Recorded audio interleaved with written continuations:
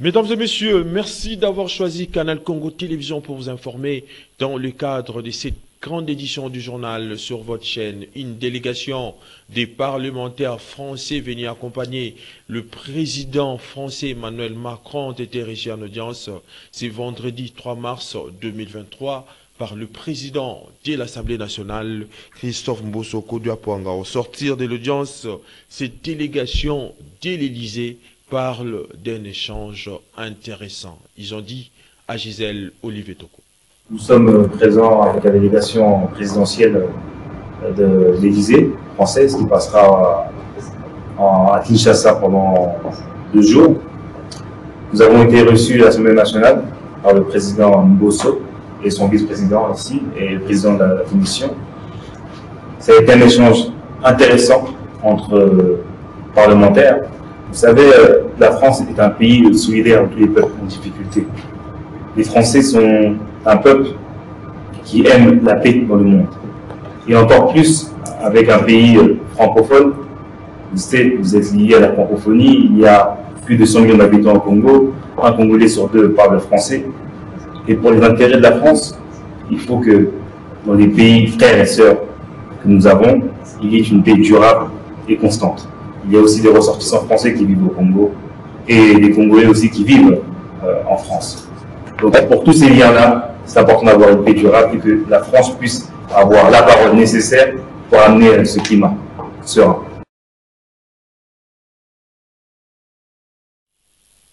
Des réactions ne cessent de tomber au sujet de l'arrivée du président français Emmanuel Macron ce samedi 4 mars 2023 en République démocratique du Congo. La dernière en date est celle du coordonnateur de la plateforme Congo Mon Pays qui dit que cette arrivée ne va apporter rien au problème de l'insécurité grandissante à l'est de la République démocratique du Congo. Il a dit à Dorcas Fanny. Un arrivé ou visite saluée par les peuples congolais par rapport à l'histoire. Et vous savez, les peuples congolais doivent comprendre quel est le rôle que la France joue à la guerre et aux affres de guerre qu'ils nous ont imposées depuis 1996 à l'Est. Pour le coordonnateur de la plateforme Congo Mon Pays, Babylou Mingou, l'arrivée d'Emmanuel Macron n'apportera rien pour la République démocratique du Congo. L'arrivée de Macron ici dans notre pays, le président français, pour les conseils, c'est bon, on est des pays voisins et souverains, des pays amis, mais si pour les orientations, les peuples congolais disent non et non. Vous savez, la RDC garde les mauvais souvenirs du propos de son prédécesseur Sarkozy, qui nous a dit de co-gérer les richesses de l'Est de notre pays avec les pays voisins. C'est une plaie qui n'est pas encore soignée au Congolais. Et s'il vient encore aujourd'hui pour chercher à soutenir son ami Kagame, et nous allons dire non, nous allons se poser comme les amis maliens s'est opposé dans leur pays. Et nous demandons, nous profitons de demander au président de la République qui mette à la place communautaire les cahiers de charges qui vont traiter avec M. Emmanuel Macron, parce que le pays nous appartient tous conformément à nos statuts, même la plateforme Congo Mon Pays, qui est l'une des plateformes de la société civile qui œuvre dans l'appui des institutions officielles dans leur mission patriotique. Qui stipule que la RDC, notre bien-être commun, ce n'est pas un bien des dirigeants, mais c'est le bien de tous les Congolais. Tout ce qu'ils vont traiter avec Macron, il faut qu'ils mettent ça à la place communautaire pour que tous les Congolais sachent quelle est la mission de Macron ici. Tout à fait autre chose à présent. Dans la chefferie de Boueto, territoire de Rutshuru, au Nord Kivu, plus de 40 civils ont été sauvagement abattus par le rebelle du RDF M23, apprenti du défenseur des droits de l'homme et notable du coin, interrogé par notre correspondant sur place, Joël Kamambo. Ces rebelles ont interdit aux familles des victimes de pleurer les leurs tués. Autre détail avec ces notables. Une quarantaine de personnes ont été massacrées par les RDF à Kazaroho. C'est à l'intervalle de la date du 26 février, qui est le dimanche, au 2 mars 2023. Pour dire, c'est avec regret que nous vous annonçons que les RDF M23 ont massacré plusieurs personnes dans les champs de Kazaroho et tous habitants de Kazaroho et certains de Bambou. Ici, nous sommes dans les groupements de Tongo, chefferie de Buito, territoire de Rutshuru. On signale aussi à Kabizo que 7 autres personnes ont été portées disparues et ça nous ronge au cœur de voir comment, depuis l'arrivée des RDF à Buito, au moins plus de 1000 personnes ont été assassinées, plusieurs personnes sont portées disparues, plusieurs femmes ont été violées, plusieurs filles mineures ont été violées, plusieurs personnes ont été usées aux travaux forcés, pour dire transporter les munitions de RDF de Kisangani jusqu'à Kichanga, au moins 40 km. Vous voyez comment la population du territoire de Rutshuru souffre. Vous voyez comment Paul Kagame lui-même, commanditaire des massacres de Rutshuru, qui a fait beaucoup de morts. Nous appelons la communauté internationale à condamner ces actes. Nous appelons la communauté internationale de cesser la barbarie qui est sous support à Paul Kagame, et nous voudrions voir la région, l'Afrique, l'Union africaine, les Nations Unies s'impliquer pour condamner les Rwandais, puisque trop c'est trop. Des milliers de morts, de plusieurs terres sont occupées, plus de 500 000 personnes en déplacement. Les écoles sont restées fermées à territoire de Rutshuru. Plus de 1000 hectares ont été pillés par les RDF acheminés au Rwanda les produits agricoles. La région de Rutshuru, qui est tellement fertile suite à ce sol volcanique, et nous signalons que la majorité des gens qui avaient fui avaient laissé les vivres et non vivres dans leur champ, et cela les RDF sont venus récolter. Pour dire, plusieurs morts ont été enregistrés, au moins 1000 morts. Nous recommandons au gouvernement de protéger les massacres, les témoins des massacres de Kishiche, les massacres de Kazaroho, les massacres qui sont perpétrés sur toute l'étendue du territoire de Rutshuru.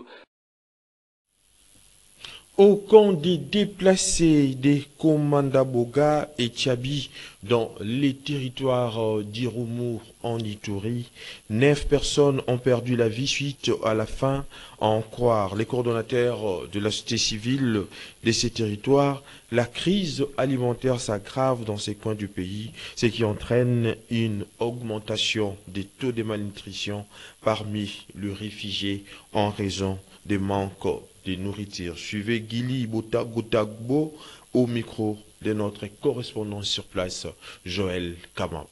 On a enregistré comme le cas des morts où c'est 9 personnes qui étaient mortes. Beaucoup plus, ce sont des enfants de 0 années jusqu'à 5 ans, mais aussi des vieux papas ou vieilles mamans de 3e âge. Et cela a été fait depuis au moins le 15 janvier jusqu'à ces jours. Donc voilà la situation en général telle que nous avions parcouru sur l'étendue ou dans le différents sites de déplacés dont ces déplacés enregistrent. Tel que je l'ai dit, il y a le site de Komanda, nous avons le site de Boga, le site de Tchabi.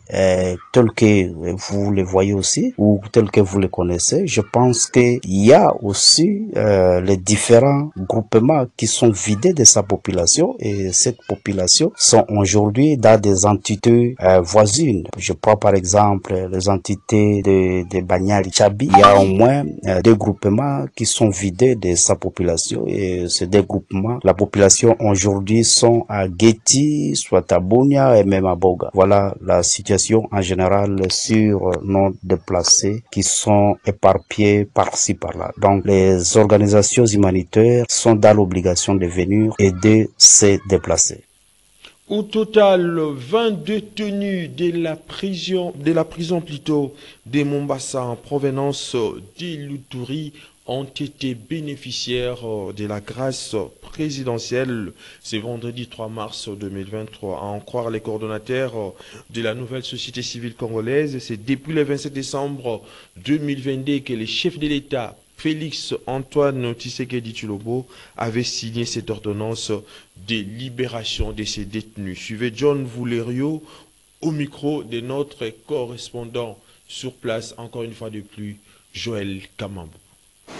Il a plu réellement au chef de l'État de procéder à la libération de certains prisonniers. Nous pensons que c'est également dans la mission, dans le processus de désengorgement des différentes prisons à RDC et celle du territoire de Mambasa en particulier. Nous félicitons ceux-là qui ont bénéficié de la volonté du chef de l'État, mais néanmoins, nous fustigeons épais du fait que la décision du chef de l'État n'a été exécutée à Mambasa avec un grand retard. Parce qu'imaginez-vous, depuis décembre 2022, et nous sommes déjà à mars, et c'est alors que la décision, donc la volonté du chef de l'État a été exécutée.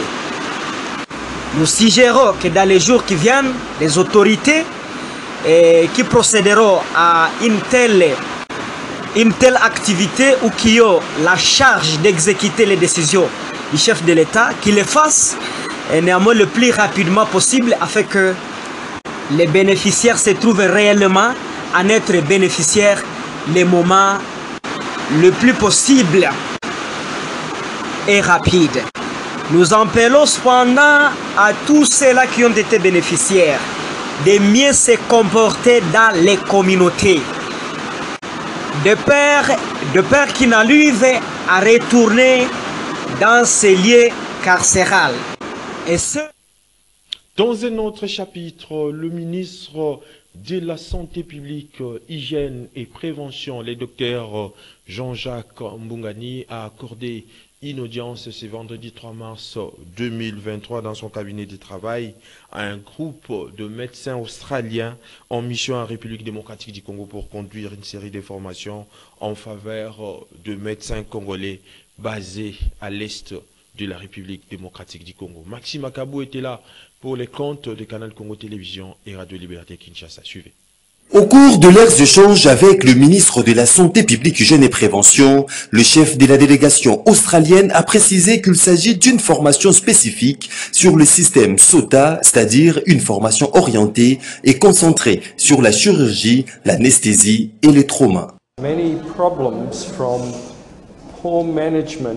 Nous voyons beaucoup de catastrophes, spécialement abdominales, puisque la plupart des médecins qui s'occupent de ces problèmes dans la zone rurale n'ont pas été suffisamment entraînés pour le faire.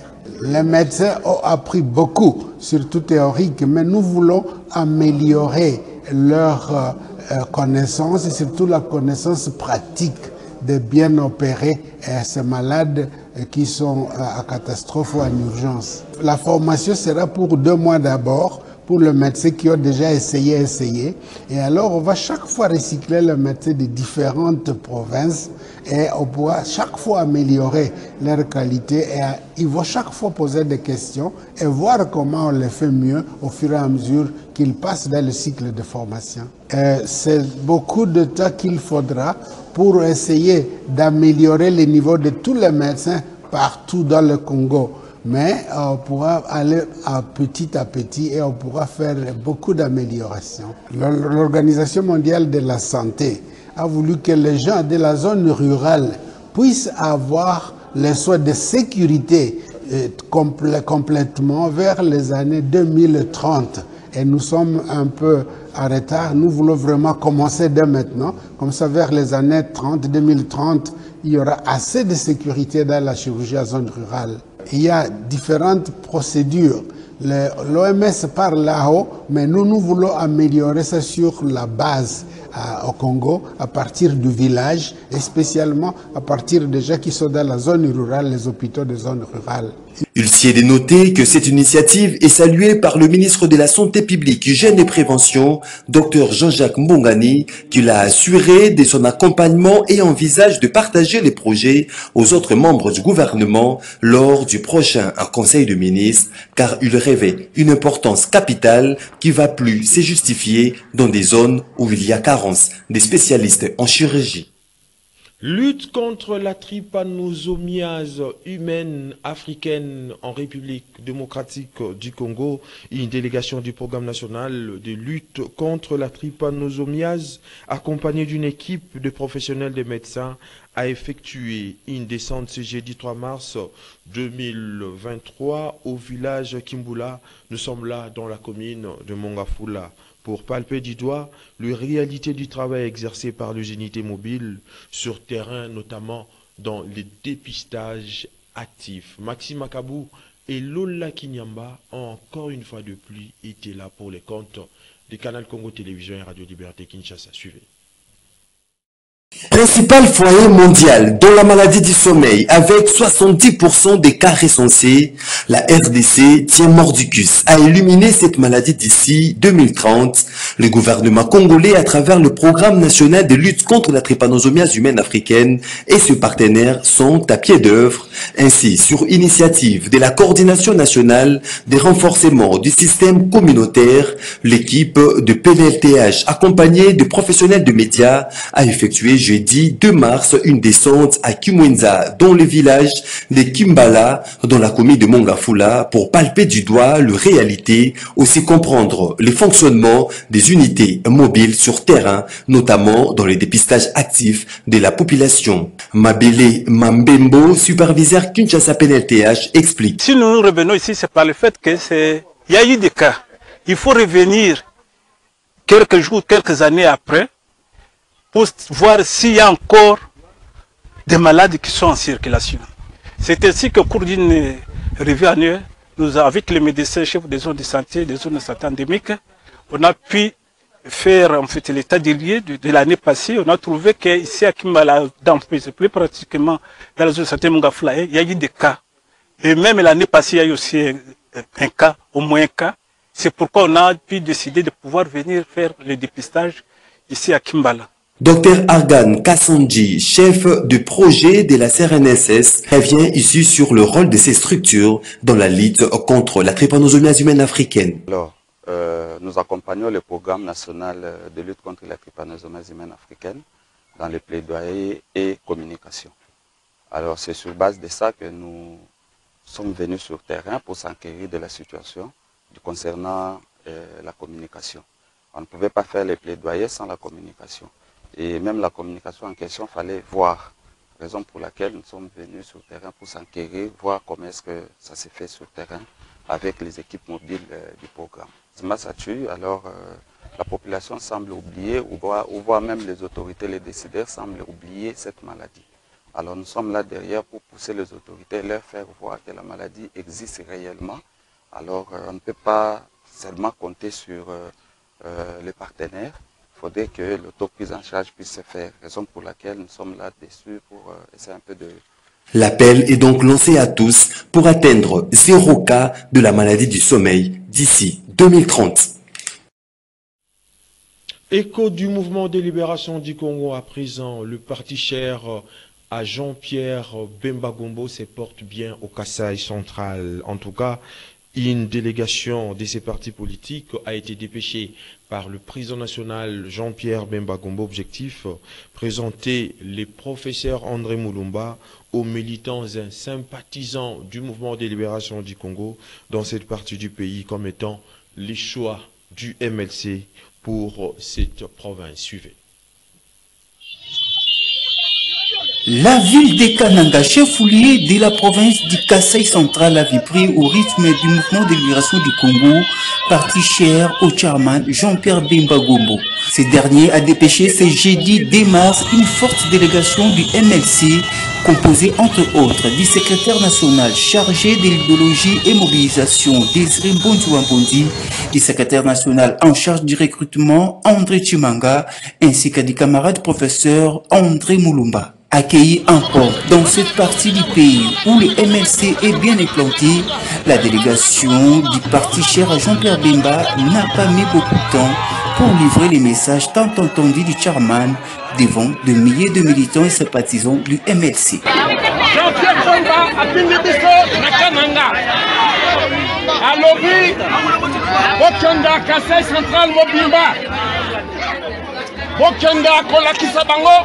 mwana na ngai militant na ngai MLC solo okende kolakisa ye oyebisa bango ngai nati makanisi na ngai epai na ye natuni ye président mwana yango nani MLC viva alobi na ngai kende yo na André Chimanga bolakisa bana kananga bana dibelenge boyebisa bango motema na ngai epai na professeur André Mulumba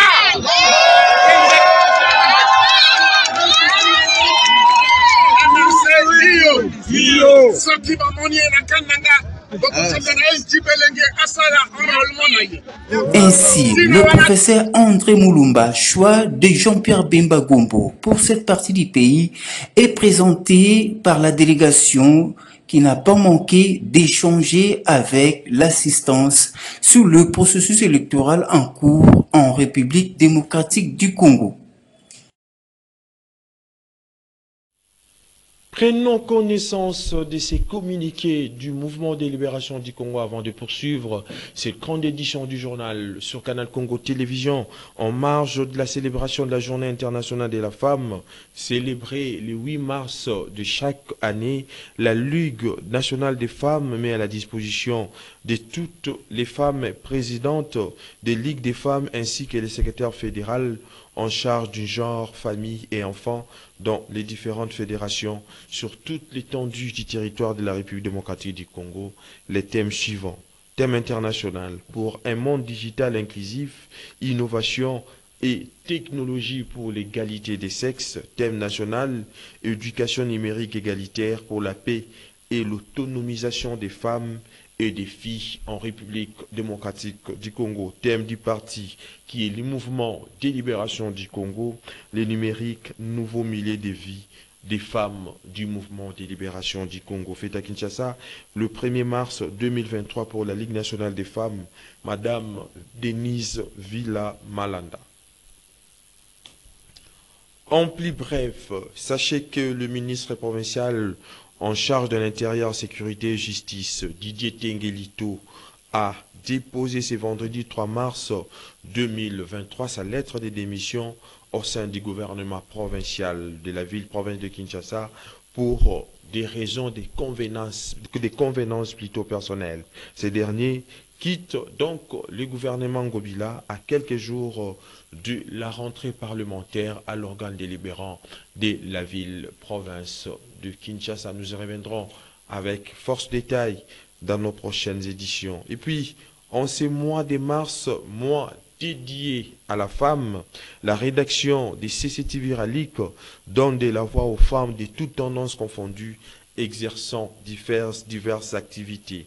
Ce 3 mars, Naomi Kabengele et Xaverine Zameya ont fait un gros plan sur une vendeuse de chips bananes au centre-ville de Kinshasa. Suivez. Bibiche Masaka, c'est son nom. Cela fait 20 années qu'elle exerce cette activité de vente de chips bananes. Ça fait maintenant 20 ans. Après la fermeture du marché central pour raison de modernisation, c'est sur le boulevard du 30 juin qu'elle écoule ses marchandises. Bravant ainsi l'interdiction des autorités de la ville.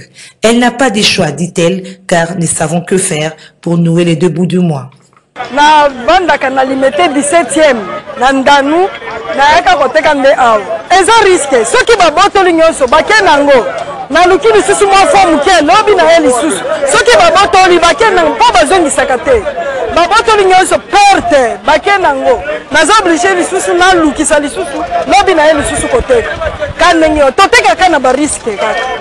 Au centre-ville, dit Bibiche Masaka, elles font des bonnes affaires, contrairement à la cité. Bibiche Masaka n'est pas illettrée. Elle est passée par le banc de l'école.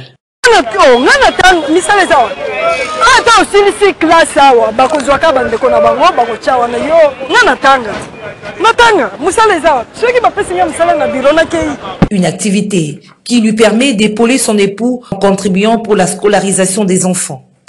Nazana papa natalelaka papa liboko moko kofuta ndako kotangisa bana papa wana bana baotanga bien te il faut luboko ya mama ezala luboko ya papa ezala tozo seda na biso nyonso mbango ya papa tokoki kokonte yango mingi te mpo eza mpe na bamakambo na yango.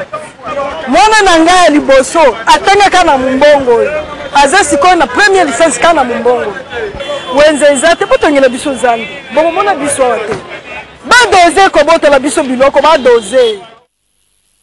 Mesdames et messieurs, c'est par cette note que nous mettons un terme à cette grande édition du journal sur Canal Congo Télévision, coordonnée par Gisèle Olivier Toko, réalisée par Moro Djambé. La prise de vie a été assurée comme d'habitude par Olivier Longangou, en leur nom, ainsi qu'au concours de la rédaction de Canal Congo Télévision. Je vous dis donc merci de l'avoir suivi et bonne suite des programmes sur votre chaîne.